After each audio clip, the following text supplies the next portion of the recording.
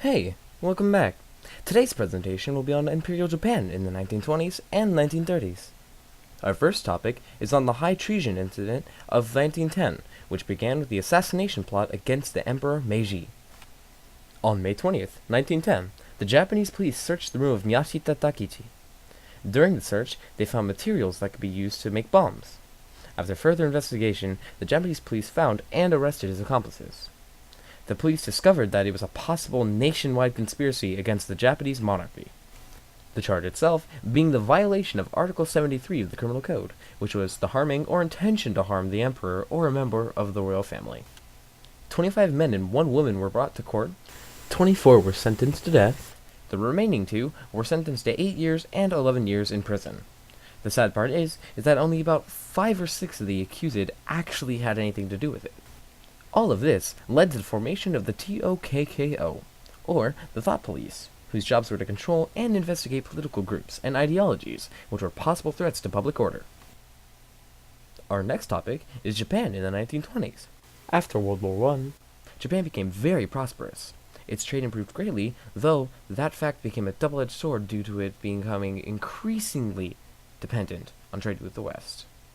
Japan became more industrialized and even more democratic.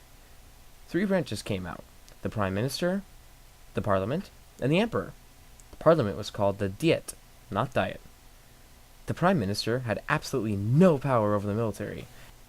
With all of these branches came the Zaibatsu, who were powerful businessmen who manipulated the political parties through donations. They even managed to push through policies that favored international trade.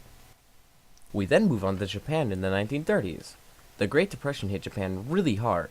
Since it is an island nation, it's highly dependent on trade, and with all the tariffs from other countries, it wasn't making life any less difficult for Japan. During the Great Depression, Japan's military became dominant. Emperor Hirohito is the official head of the state, though a group of about 5 generals, called the Black Dragon Society, actually controlled the government after the Manchurian Incident. The military pushed heavily for expansionism, which is the policy of territorial or economic expansion. As time went on, the Zaibatsu were at odds with the military for fear of upsetting the economic relationship with the West, which led to the government attempting to reduce military spending. The Great Depression led to expansion into China and out Southeast Asia. Later, we have the Manchurian Incident of 1931, which led to businessmen investing heavily into northern China because of the South Manchurian Railway and the large deposits of coal and iron it contained. The ultranaturalists sought an empire in Asia as a way of dealing with economic hardships. Next, the Japanese army seized control over Manchuria after a quote-unquote mysterious bomb goes off the railway. I put the quotation marks due to the explosion being barely big enough to use as an excuse to fight. This led to the Japanese government being openly objected. Prime Minister Inukai Takeshi was assassinated, ending the party cabinets and greatly increasing the military's power. In 1932, northern China, Manchuria, and Inner Mongolia were set up as a puppet state, Puyi being set up as the quote-unquote emperor. Next, we have the League of Nations protest. In 1933, Japan withdrew from the League of Nations. Later comes the Sino-Japanese War, technically the second one. Japan yet again used an incident on a railway as an excuse to go to war with China. Chinese soldiers also fired at Japanese soldiers near the Marco Polo Bridge. In this war, Private Shimura Kikujiro goes missing, and the search for him erupts into war. Ironically enough, it turns out he was just late going back, but then again, they needed an excuse to go to war anyways. On July 7th, 1937, Japan invaded China. China's main general, Jiang Jieshi, was no match for Japanese general Matsui Ishine.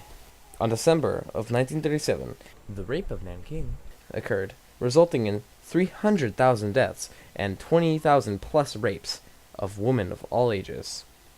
Some people were buried alive, left head up, and killed by dogs.